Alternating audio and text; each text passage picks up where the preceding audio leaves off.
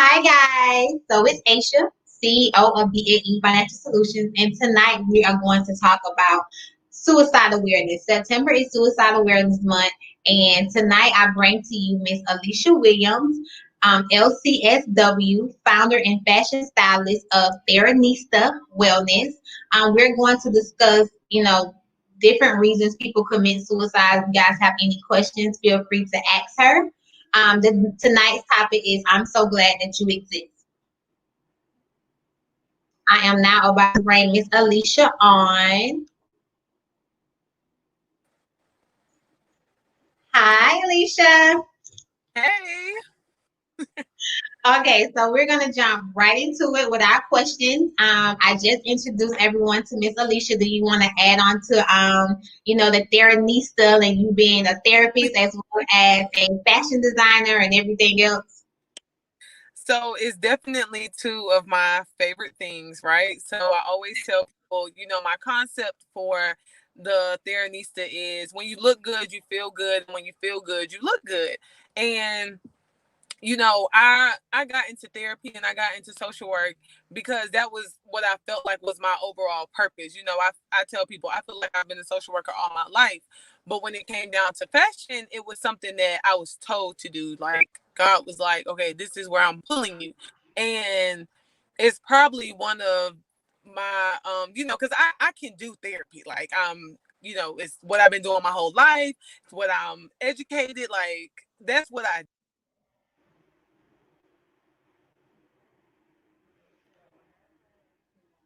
Okay, there you go. You're back. But the fashion part of it is always like it's like that thing with God where I be like, oh, I need you to like pull it out of me. Like I'm just struggling. But I always get it together and I always pull it back around. And so I'm very excited to be doing this with you. Thank you so much. Everybody, I'm in my car because I'm currently going through, I lost a friend yesterday. And so, she has been so gracious and patient with me. And I even appreciate you checking on me today. Like I really appreciate it. You are so welcome. Thank you for coming. Although you're going through what you're going through, you didn't have to show up today. So thank you so much for that. So again, we're gonna jump right into the questions. But before we jump into the questions, I just want to give a background story on why suicide awareness is so important to me. So about 6 years ago, at my last job, it was like 3 floors, and you had to clock in the basement. And so every day I would come to work, I would take the elevator with this guy. We would talk. He was an older gentleman and he had tattoos everywhere. So I would always talk to him about his tattoos and like what the women think about him being old, an old man with tattoos. And so by the week I was coming to work, I realized that he was no longer taking the elevator with me. So I was like, hey, we're going to call him Bob. I was like, hey, so where's Bob? I haven't seen him in a while. And I found out that he actually went home and hung himself. And for the life of me, I felt I couldn't understand, but I also beat myself up for a long time because I was asking him all these questions, but I never asked him how he was doing. Mm. So ever since that moment, I think it's very important to ask people, hey, how are you doing? Are you okay? You sure you want to talk about it or whatever the case may be? Because I would have never thought, guessed, or assumed that he was having those thoughts or either going through anything because he was such a nice man. He was answering all my silly questions, but he was really dealing with a lot. Yeah. So suicide awareness is very important. So talk to your people, and everybody that looks strong and look okay is not always okay. Very true. Very, very true. All right, so my first question is going to be, so what should you do if someone tells you that they're thinking about committing suicide? You should automatically suggest that they seek help. That they go talk with somebody, they get that they get what it is that they feel as though they need. The thing about mental health in general is there are times, and I'll say mental wellness, there are times in our mental wellness journey that it gets too hard, and the things that typically sustain you are no longer sustaining you. So at that point you have more, like you have to up a notch. If let's let's say for instance, if my thing is being able to sit and do a word search, but then Mhm. maybe not calming me anymore. So then maybe I need to take a day off from work. And then maybe that's not calming me anymore. And then maybe I decide to go to church. And that's just not calming me anymore. And then I'm starting to go to war with my thoughts and my emotions and my, you know, my overall day to day. I'm becoming irritable. I'm no longer able to contain all of the feelings that I have, and I feel like I'm losing control. At that point, I need to go see somebody. At that point, I need to talk with somebody. I need to go to therapy. I need to say that I need help. I need to say that I can't do this anymore, that I can't hold on anymore. And so that's when, you know, that you have to always encourage people to go get help. Is it possible to predict suicide? Not necessarily. Not necessarily. There is no way. Like, for instance, with your case, you know, there was no way. There was no way Right, you could have known. Um, Sometimes people will say passive things, right. um, may indicate that you know, when you look back on it, you're like, you know, they would say this and they would say that. I remember I lost my high school best friend to suicide. And I remember having the conversations with friends after and leading up to the moment, you know, some people had said that they picked up on some key things that he was saying. Um, I think, for instance, if I believe correctly, and you know, somebody can correct me if I'm wrong, but I believe he went to go get his hair done, and it wasn't necessarily something that he did on a regular basis. And I think he said something along the lines of, "Well, oh, I this gonna be my last time," or something like that, something along those lines. Mm. So, That you wouldn't really think nothing of it. if you know, it would just be like, "Oh, all right," like, you know, okay, what, you gonna cut your hair off, like, you know, something like that, like things Right, that we don't think about. And right. you know, it's not something that you can necessarily predict, Gotcha. because I could, you know, God forbid, be on this phone. I mean, be on this live right now, and then tomorrow, I just feel like I can't take it no more. And I'm like, you know, and I lose my battle. I lose my fight, because that's what it is.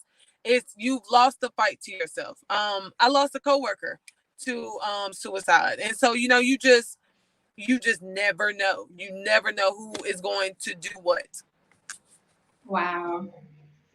Okay, so what are some reasons people attempt suicide? Why do they attempt suicide? Do they think that they're gonna get pity? Do they think that it's gonna end the pain? Like, what are some reasons people attempt suicide? Well, they think that it's going to end their pain.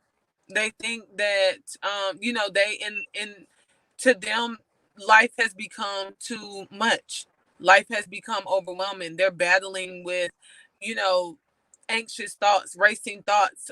They're battling with hearing voices. They're battling with seeing things. They're battling with traumas. They're battling with just life. And at that moment, they feel as though that is the only solution that I have. Mm, And that there's nothing else that they can do. And then, you know, their thoughts will play with them. Like, nope, nobody loves you. They're not going to care. You know, you go through all of those thoughts. You're literally, it's a battle of the mind. right. So you have a question here. What if you suggest help, but they decline because we don't need therapy? Black people. Jesus will fix it, my mama. But the signs are there. So, You keep suggesting it. You keep suggesting it. And even maybe put, you know, even maybe show them therapy from a different perspective. I like to tell people to think of therapy like this. You come to me with a bag of M&Ms. That bag of M&Ms, colors are everywhere, candy is everywhere.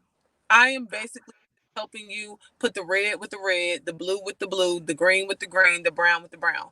And when we're done, you realize that these thoughts are over here, these thoughts are over here, you realize that all of your thoughts are sorted. You're able to think clear. You're able to make decisions better. You're able, like, you realize the thought of therapy. You realize that therapy is effective. And so you show them therapy from a different perspective. And that's the beauty of social media, is being able to do things like this with your platform. Or, I follow all of these different Instagram pages that, have therapists connected to them. And they make me dive into my job more. And because I'm seeing like all the cool things that I can be doing as a therapist. I'm like, oh, like I didn't know. So it makes my job so that I can remain a relatable, resource. Mm-hmm. So so I would say always keep pushing, because if it comes a time where they lose their battle, your conscience is clear. The guilt on is not as heavy, because grief is complex. The guilt on you is not not as heavy. So why do men complete suicide more than women do? I'm sorry, I just realized my phone is not on do not disturb. Okay.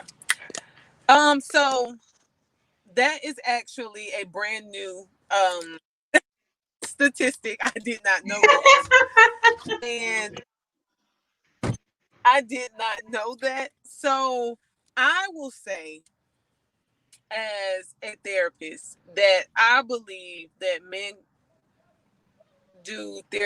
commit suicide more than women, because men don't talk. No man is going to sit down. Not no man. That's a generalization. Not many men will sit down and pour their hearts out to somebody else. Men are built to be strong towers, to be, providers, to be protectors. They are to survive. And not many are built to thrive. They are built to survive. And the burdens on men are great. I mean, and not just from women, not just from the stuff that not just the feelings that we make them tap into, because men are emotional because we need them to be. Right. So, so not because of those things, but look at society. Mm-hmm. I know more dead Black men than I do Black women. Mm. And for various reasons. I know more dead men, Black men, than I do Black women. So where do they get this thing that suicide is a white thing? Only white people commit suicide. Let me tell y'all something. Suicide thing is an everybody thing. Right. Black, white, Hispanic, everybody. It's a people thing. It's a human thing, because people are dealing with real issues, and not everybody has all the resources. Even with everything that is, even with, you would think my phone is dying, Lord. Even with everything, all of the resources that you think people have access to, people still don't know. People still don't know how to get help. So for the people that don't have like health insurance or any money for therapy, is there any way for them to get resources that is not costly? Yes. So different outpatient clinics that, so I would look for an outpatient clinic, outpatient clinic. You can look for an outpatient clinic that accepts Medicaid. Typically, they have cheaper sliding scales. Okay, so you can get therapy. Okay? Yeah, you can get therapy when you have Medicaid. Yeah. Oh, yeah. You can get anything when you have Medicaid. Okay. Well, that is a great need to know. Yes, you can get anything when you have Medicaid. The resources are endless when you have Medicaid. Now, there are sites. So, like, for instance, the irony, right? I work for a mental health agency that does not have the best insurance. And a lot of private agencies don't have the best insurance policies. My job does not cover therapy. Right. I'm a therapist. Same. My job don't cover therapy. Same. My job doesn't either. So so it's like, okay, you know, and my job doesn't have an EAP. There are a lot of jobs that have EAPs, which is the Employee Assistant Program, where they will offer you therapeutic services. So those are always good too. And then there are different sites. For instance, there is openpathcollective.org, where you can find a therapist. It's a directory for therapists that have a low income scale, where you will not pay no more than like $70-$80 for sessions. And it's just based on your income. That is great. That's really great. Because most I pay, I think, like $150 in a session.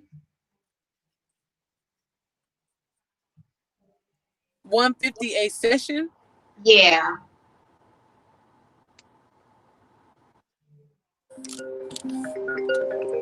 So I have heard those prices before, and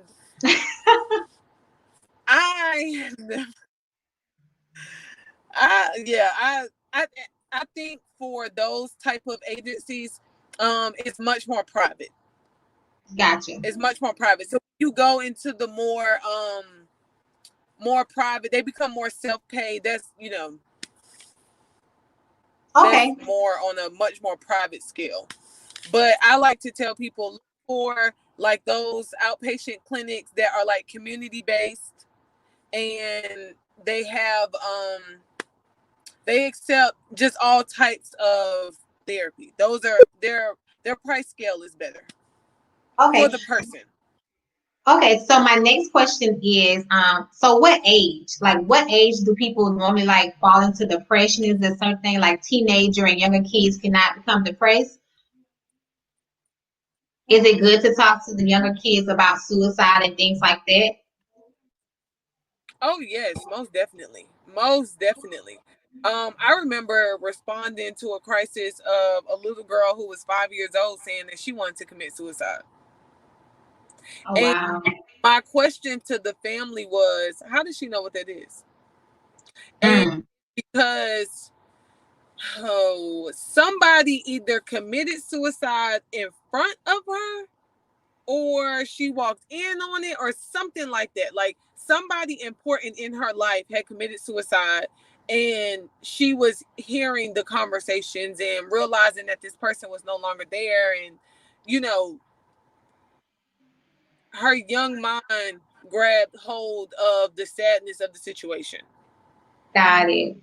And so, you know, for years, it has been like a trend amongst teenagers to become to have behaviors. Right. So that's where the cutting comes into place, and just wanting to like feel pain. You know, you start having those conversations with them as soon as possible. As soon as as soon as it is getting on their radar. Got it. As possible. Okay. Well, those are some really great questions, and thank you. Is there anything that you want to just pour into us? Is there anything that we just need to know and be aware of, or any type of signs, whether it's in our kids, our loved ones? Is there anything that we should like, look into more? Like you said earlier, you know, just always asking people how they are doing. You know, I tell everybody, check on your strong friends. Check on your friends that put other people's feelings before their own. You know, all of my friends have literally said to me in the last 24 hours, Alicia, please get some rest. Alicia, please take some time for yourself. The last 3 months of my life have been so life altering, so life changing. And my brother is on my back about me taking a vacation. Like, Alicia, when, where, what, like, you know, because it's important. You know, I, as a therapist, I am a human landfill. I am a burden bearer. I get everybody's stuff. And Right. I, you know, I have to be very intentional about handling that stuff and Right. with that stuff and making sure that, you know, that I maintain my own spiritual connection, because it becomes a lot. And so, Mm-hmm. you know, so I always tell people, like, check on people, smile at people. It costs us nothing to be Right. to be to be genuine. It Right. costs us nothing. And I'm always stressing that. I even check myself when I find myself being petty or being shady, and it's, you know, like what I say about people. I try to check my own mouth, because you just never know what people are going through. And then even with our own mental wellness, you know, life gets hard. And again, when the things that you have utilized to sustain yourself are no longer working, it's time for you to kick it up a notch. You don't have to be diagnosed with something to get help. Mm. Like you don't have to have a mental health disorder to get help. You Therapy is literally just you talking to somebody who is completely outside of your life, helping you process all of your very many thoughts. That is all therapy is. And I try to make myself be so relatable, especially to my teenagers, um, Mm-hmm. because their world is completely different from my world. There is no way that I could have social media back in my day. I mean, MySpace was Yes. Tell me about it. enough for me. Right. Like, I couldn't have Instagram. You know, I had a session with one of my clients today, and I asked her, had she been using her affirmations? And she was like, yeah, I've been saying them, but I haven't been feeling them. And I said, wow, what's going on? She said, I've been spending too much time on Instagram. I said, get off of it. Cut those times in half. She was like, but it's so fun. I said, I don't care. It's not doing you any good. Right. Cut it in half. And I'm on them. Like, no. Yeah, Mm-mm. I know. Social media is a lot of like where the depression and self-esteem issues come from with the younger generation. Because it's that comparison syndrome. It's the Mm-hmm. it's too much. And you know, it's hard for people, even adults. So that's why I say people. It's hard for people to realize that we only post we post what we want to post. And typically Right. it's the good stuff. Typically it's all the glitz and glam, it's all the glory. People don't remember that, you know, people have other things going on. Like, people go Mm-hmm. through stuff. Life is still happening. We are still in a, Right. like, Yeah, I was just about to say the pandemic has caused a lot on a lot of people. It's very stressful. therapy referrals have been through the roof because people Wow. sit with themselves. They had to sit down and really deal with themselves. And that's scary. When you have to face yourself, that's scary. I always tell people, check in with all your leads, emotionally, physically, spiritually, mentally. Make sure that you are okay.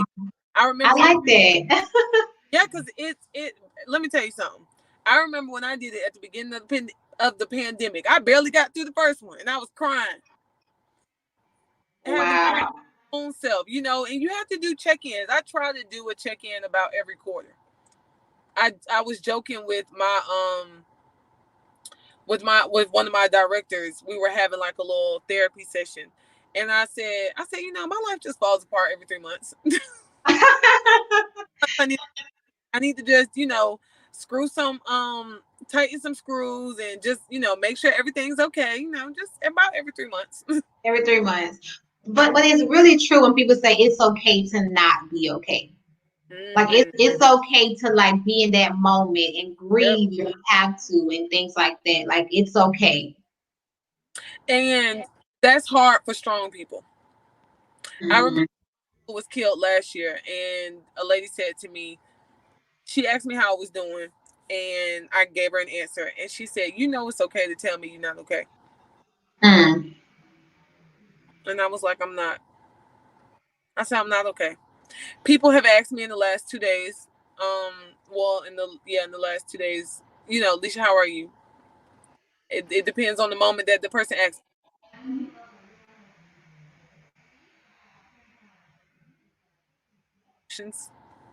I'm going through the motions. I'm trying to figure it out.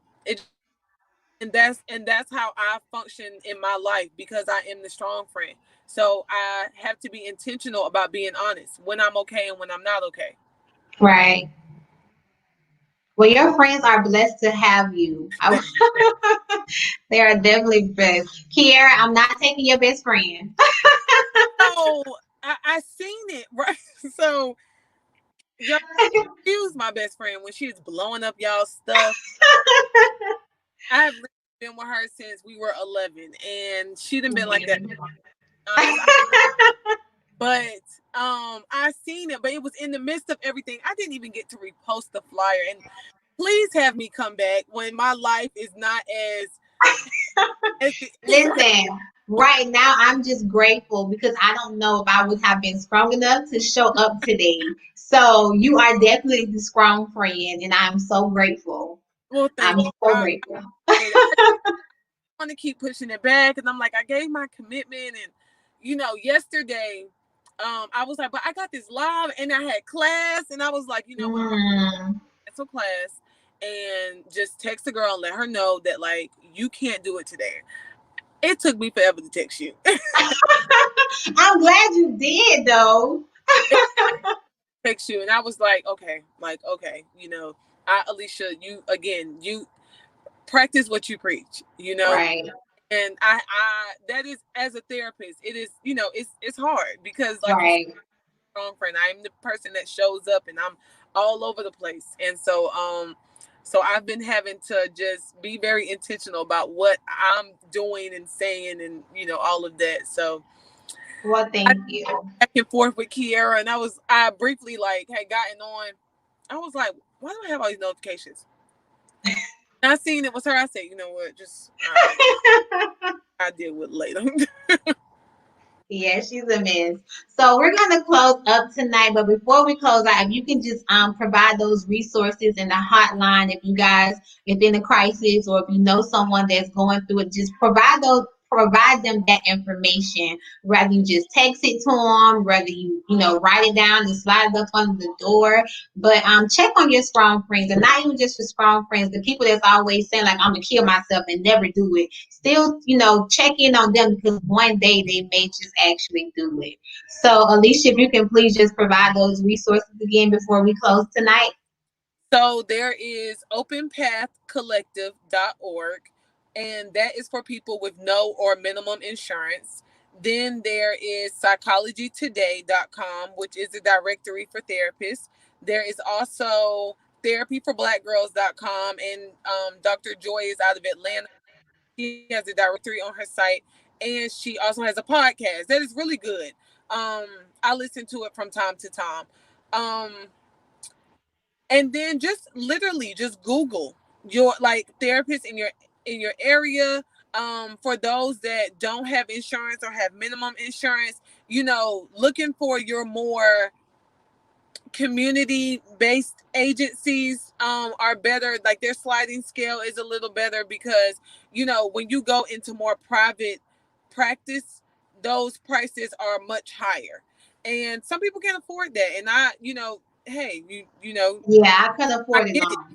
Yeah, I understand. But then, therapists, this is our job. We gotta get our money too, type of thing. But so you have options. If you got it, spend it. If you don't. You don't have to. Don't think that therapy is this costly thing. It's not. And by all means, send me a message. I will send you some resources. People hit me up all the time and let me know that they want to go to therapy, and I help them. But let me tell you, when you come to me for help, I do follow-ups. So you can't tell me that you are looking to go to therapy and then I text you 2 weeks later and you haven't done anything, because I'm gonna ask you what you're doing. So don't let me waste my resources.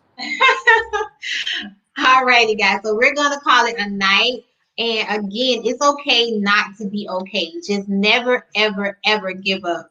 My name is Aisha, and I'm the CEO of BAE Financial Solutions. And you guys have a great night. Good night.